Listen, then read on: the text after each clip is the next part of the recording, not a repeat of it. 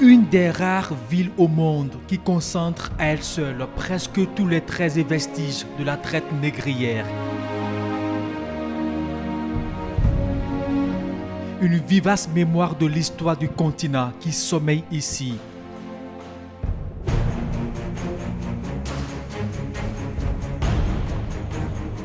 Ouidah, la citadelle multiculturelle, la ville touristique par excellence, veut renaître de ses cendres et le déclic est donné par le PAG, le programme d'action du gouvernement.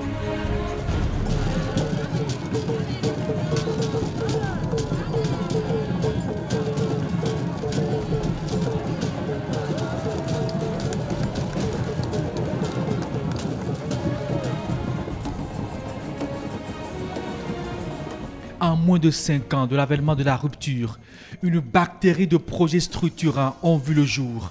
Redonner confiance aux fils de cette localité, le porteur de ces réformes foule le sol de ses aïeux. Ses concitoyens de Ouidah l'attendaient aussi impatiemment.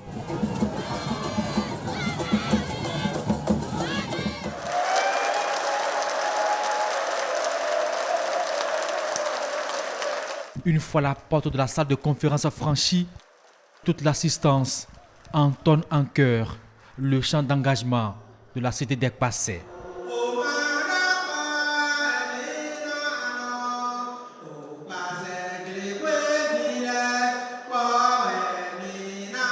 Ouidah et toute sa population accueillent le président Patrice Talon.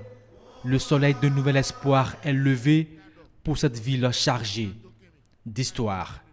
Notre ville, la cité Ekpassé, longtemps délaissée, exploitée et même humiliée. Ses filles et fils, divisés par la politique politicienne, est désormais promise à un avenir radieux, grâce à vous, Monsieur le Président de la République. De nombreuses et courageuses réformes que vous avez lancées, Ouidah applaudit particulièrement et se réjouit des impacts positifs de la réforme salvatrice du système partisan dans notre pays.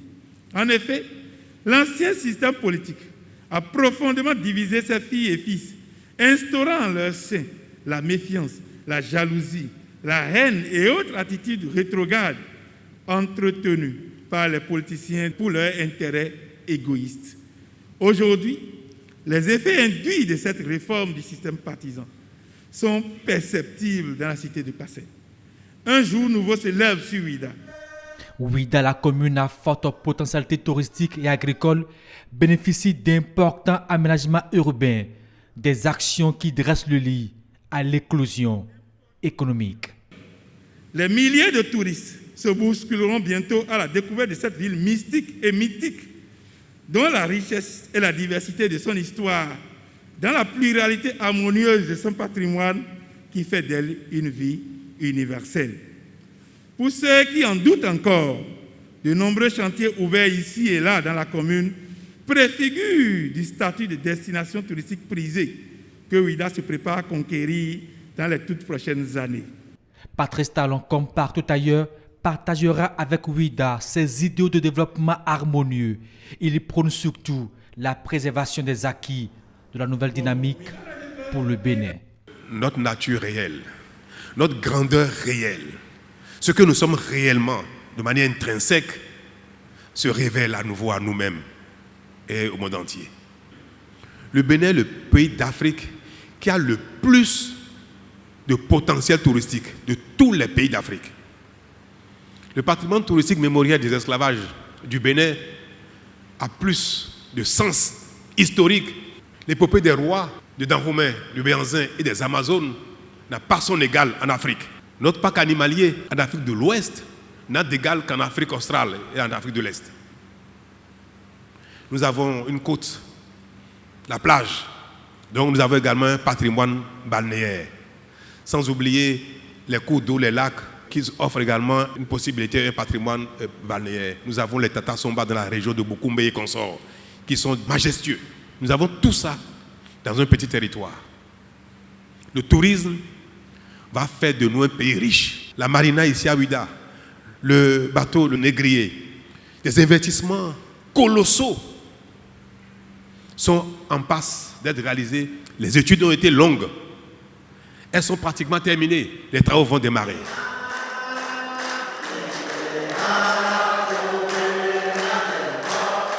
Ouidah se prépare avec ses chantiers à devenir l'une des destinations les plus prisées au monde, une ville phare de l'Afrique de l'Ouest, et c'est tant mieux pour l'économie touristique nationale.